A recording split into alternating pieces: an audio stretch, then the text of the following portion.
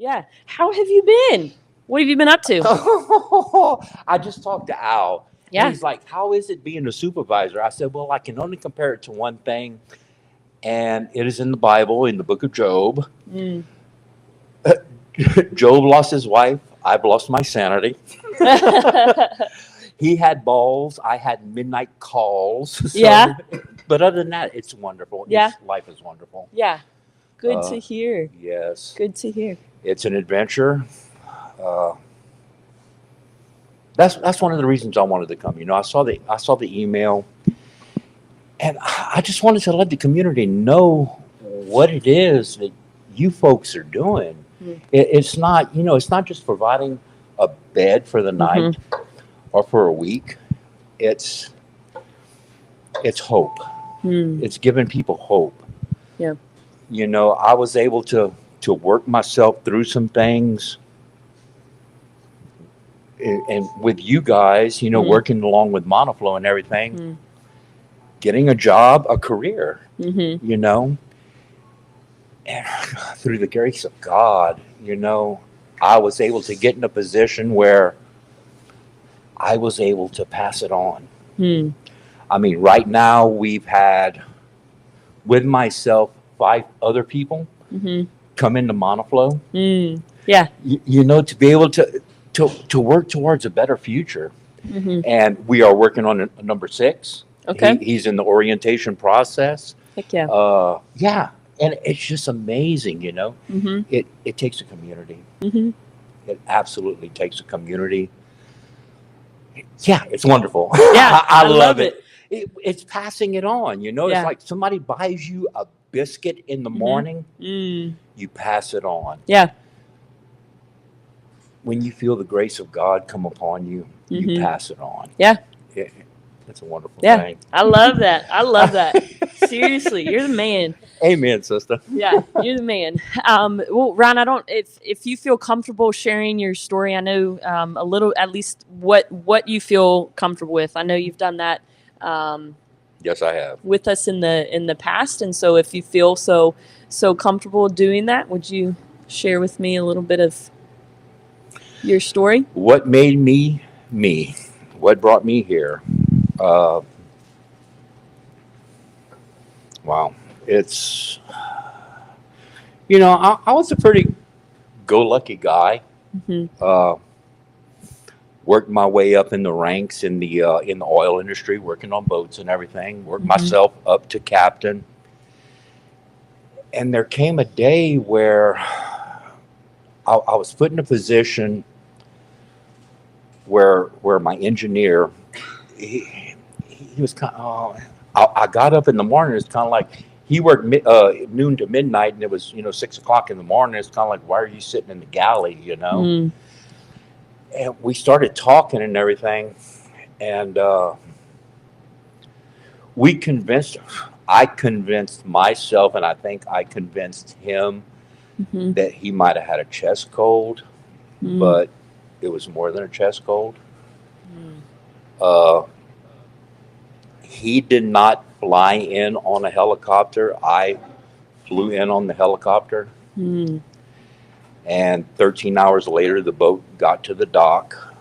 He got off the boat, went to the doctor. They said, "We can't do anything for you. We're going to send Mm. you to a bigger hospital," and he died en route Mm. due to congestive heart failure. Mm. And it's the butterfly effect. Mm-hmm. Johnny walks out the door. He sees the little blue blood butterfly. Mm-hmm. Oh, I want to touch a butterfly. The butterfly flies off. It goes up to the tree. It lands on a squirrel's nose. The Mm-hmm. squirrel's holding a nut. It drops the nut. Mm. A little boy's on a bicycle. The nut falls on his head. He turns his bike into the path of an oncoming car. Mm-hmm. It, I felt responsibility for it. It's like my hand was on the Mm. situation, and I couldn't shake that. Yeah. I couldn't shake it. Had I not wanted to touch the butterfly, you know what I Mm-hmm. mean? Yeah. Uh, and then something happened a few years later where once again my hand was on a situation where someone was run over by a forklift, Mm. and those two things, I couldn't come to terms with it. Mm-hmm. You know, that's a part of the triangle. You know, it's kind of like mental health, substance abuse, homelessness. You Yeah. know, that was the base of it, the Mm-hmm. mental health. Yeah. I couldn't come to terms with it, Mm-hmm. which in turn led to the substance abuse. I started drinking heavily, Yeah. and it reached a point where I was drinking over a fifth a night, just Yeah. not to go to sleep, just to pass out. Yeah. Really, to turn my brain off and pass out. Mm. And that went on for a few years, and finally everything spiraled down. I lost everything I had, and ended up in the correctional facility. And whenever I got out, it's kind of like my intentions. Whenever I got out of the correctional facility, I had nowhere to go. I didn't have anything, you know, I didn't have any money or anything. My intentions were to go to Sheets, ask for a pack of cigarettes and a lighter, and go into that little cooler and start chugging Four Locos until the police showed up. Yeah. That was my goal. But, and it's crazy. The person that talked to me was an actual criminal. This person was kind of like, he was a criminal. Everybody called me Santa Claus in jail. Yeah. He said, Santa, you don't belong here, man. Yeah. You don't belong here. And he pointed out the mission. He said, you need to go check out the Winchester Rescue Mission. So I came here. And it was life-changing. Whenever I was able to have that heart conversation, you know, where I was actually able to forgive myself and say that, you know, hey, it's not my fault. Sometimes people pass away, you know. It's not things that we did. It's just sometimes things happen in life. And I was able to move on from that. And I was so thankful that, you know, with you, with Brandon, with Rob, with Brian, everybody working along with Monoflow. Yeah. They were kind of like, and I had put in 2 applications with Monoflow and they passed me over. That's the crazy thing. And they said, hey, look, you know, we'll give you a shot. Yeah. Let's see what we can do with this. And I become the supervisor of my department, you know? And very quickly. A year. Right? A year. But what I love about it, you know, I stay in touch with you guys. Rob and I, Brian and I mean, Sam and I love everybody here. And it's we stay in touch, and it's kind of like, hey, you know, we have somebody that might, you know, that might work out. Lindsay, hey, let's talk to this guy, you know. So it's paying it forward. You know, those that have been shown love, show love. Yeah. So that's where I'm at. Love it. I love it. I love listening to your story, for real. And one of the things we have yet to do, and I got to get on it. Sam, you're now in charge of this because this is kind of a I am not a guinea pig. Oh, no. We've talked about this. We've already okayed this. Is getting you in here to make. Do you remember what you said you would make with us? Oh, come on. A gumbo or jambalaya? I mean, both. Or an etouffee. I think we've said that we would make both. So let's do an etouffee. What is that? That's too fancy for me. Oh, no. What is that? All right, so you can do it, and I'll provide moral support. So Sam is in charge of getting us on the schedule to do that. We'll do a gumbo. Yeah. We'll do gumbo. So, yeah, that's awesome. Oh, we're gonna do it. Yeah. That'll work. Yeah. Awesome. Well, I appreciate that. One of the things we had you recorded, you were so gracious to share your story, and then we recorded a video of it. And at the very end, do you remember what you said? You said, you know, a good friend of yours, and he's probably in the room right there. He said this. Oh, man. And it is one of my favorite things. Do you remember it? If you're not dead, God's not God's done. not done. You remember? Oh Yeah, man, Brandon. Yep. The moment he said that, it's kind of like it Mm-hmm. rung true. It's Yeah. like he's not done. Yeah, if you're not dead, God's not done. And yeah, I see that work in just so many ways in my own life, and in so many people that I have the privilege of meeting here. And Amen. and yeah, so what's next for you, Ron? What's your dream? I mean, you said you want peace and tranquility. Is that what? Peace and tranquility. Yeah. But there was a time I was still here. I was still a resident, and one of the things, it was kind of like I was the dish guy. Mm-hmm. I had a zone. Do not step into my zone. This is mine. I'm a little bit OCD. Mm-hmm. This is my zone. And one night, it's kind of like the thought came to me about hiking the trail and bringing awareness. Ooh, the AT? Yeah. Okay. Yeah, and I talked to Brandon about that. He's like, yeah. It's like, yeah. I can get you a GoPro and everything. Well, I've got one now. Yeah. But no, it's kind of like that thought occurred to me just to bring awareness to what's happening. You know, like what they did with No Address. Yeah. You know, but on the Appalachian Trail, and I just so happened to get a letter a couple of months ago. It's from the Social Security, and it's kind of like, oh, you're telling me I'm going to get this if I retire at 62?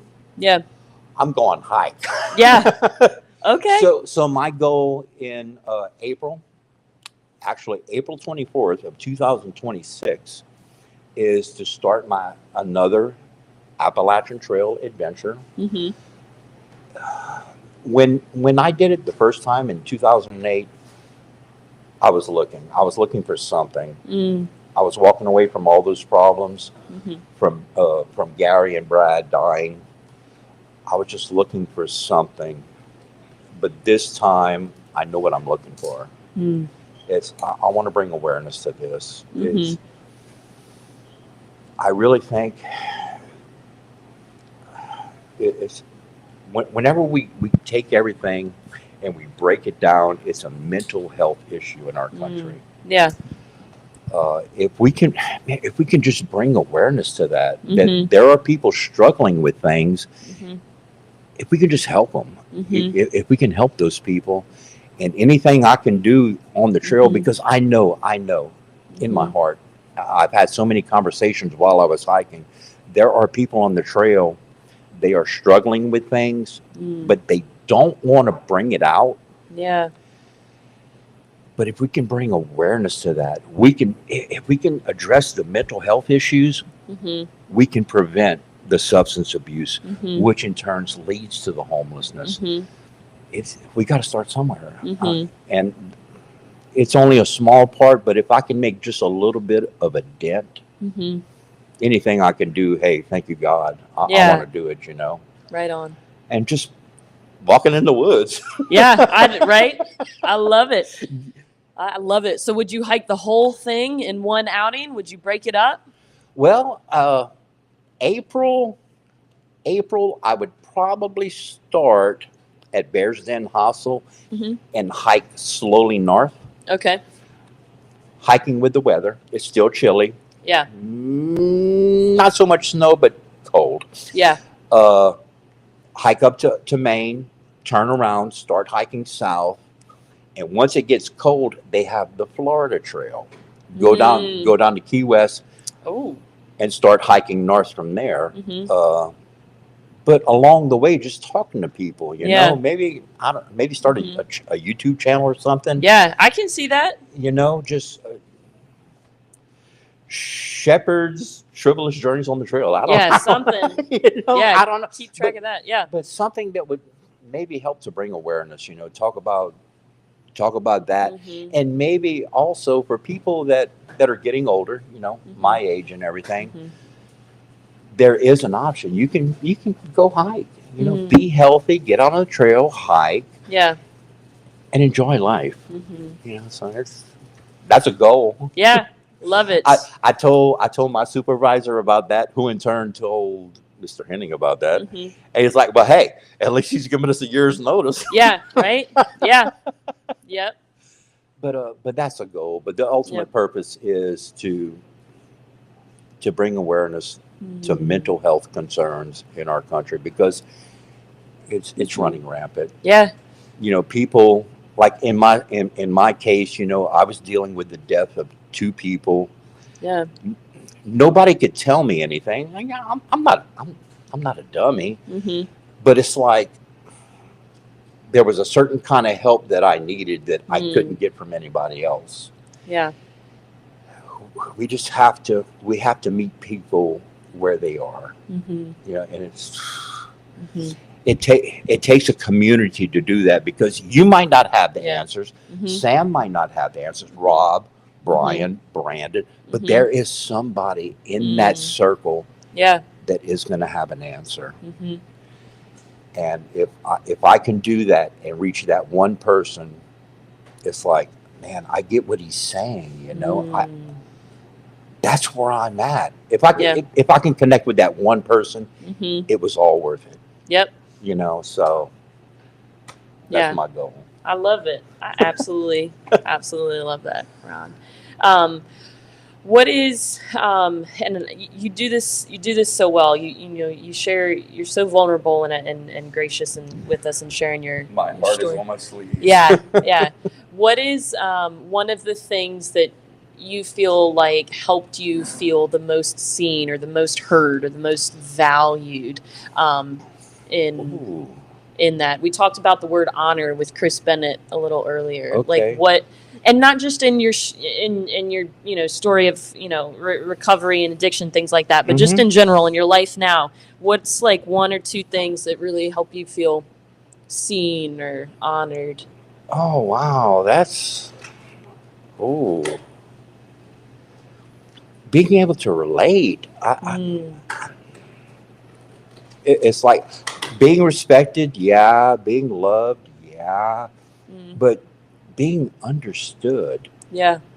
That's, I mean, it seems like that's really important, because you could tell people things, you could talk to people, tell them stories, and, you know, tell them your life story and everything. But sometimes it's just like, it's over people's heads. But you make that connection and you're talking to someone, and it's kind of like you see it in their eyes. It's kind of like, oh, he knows. Yeah, she knows. Whoever you're talking to, they know. They understood. They understand. But being understood is, it gives you that feeling of, God, I'm not alone. Yeah. You know. Yeah. I think that's important. Yeah. Is that odd? No, not odd at all. I mean, I think that's such a necessary, such a needed thing, I feel like, for human connection, right? Yeah, and that's part of the human experience, is to feel seen and to feel understood. Like you're not the only one struggling with this. Whatever this is. Exactly. I think that's been one of my favorite things about working here, is sometimes you can feel so alone in the things that you're struggling with, despite, I think, what people might look at you and see, right? Like you've got it all together, or you don't have it all together and you're this, but like you're struggling with this one thing. And I think what I've loved here is being surrounded by people who've who've struggled with something similar, right? And like, and I feel like I can share this with you and share this pretty vulnerably. Like, I walked through a really difficult divorce that, you know, in 2020, right? And that, like, I really struggled with that. And I think if it weren't by being here, and in all honesty, sometimes this feels a little selfish, right, to say this, but I think if it weren't for the people that I was surrounded with here, I'm not really sure how I would have gotten through it, right? Like there was this level of shame, this level of guilt, like this level of, I think, blaming and what I was walking through. But I had conversations with so many people who reassured me and said, I struggled, you know, with those same feelings too, you know what I mean? And there was this level of, you know, being understood and being heard with something that I was really personally struggling with. And so I love that about this place. And I mean, you remember Fletcher, 5-year-old, you know, my 5-year-old little guy, running around, spunk of a young man. Santa. Yeah. Ho ho ho. Yeah, exactly. And I loved that. Yeah. You know, Fletcher's grown up here, Yeah. and I feel like, I mean, Daryl. We were mentioning Daryl a little earlier, and I can remember Daryl.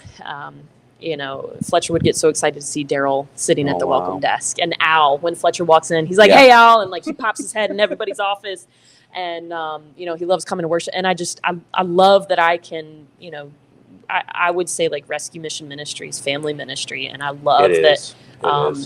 You know, I've gotten to build relationships with people and share like the things that I've struggled with, and We all going back struggle. to and I mean, you go back to like saying being understood. Yeah. And I feel like I've been able to share that level of kind of vulnerability with people here, staff, volunteers, residents, you know, everybody. And I feel that given and received, and I'm just so grateful for that.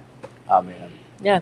Well, hey, when you hike the AT, let me know, because that's on my bucket list. Maybe not all in one sitting, but at least chunks of it at a time. So if you get on that, you let me know. I tell you what, there are people that I work with that are kind of like, man, look, if you're hiking through the area, let me know. I'll take a couple of days PTO to just go hike with you. So we will do that. Add me to that list, and then we'll get Sam to add us to the list to make gumbo, jambalaya, and whatever very fancy French word. No, étouffée is like the most basic. Étouffée. I mean, I learned that when I was 8 years old. Well, I learned grilled cheese and quilting when I was 8. So no.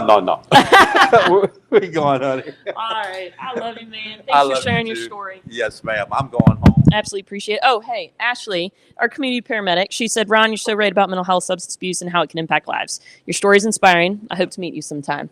Who's that? Her name is Ashley. She's our community paramedic. My boss, is it? No. My boss is Ashley. I'm like, oh, really? Yeah. Can I do one question? Oh, yeah, please. I just feel obligated. Yeah, come on.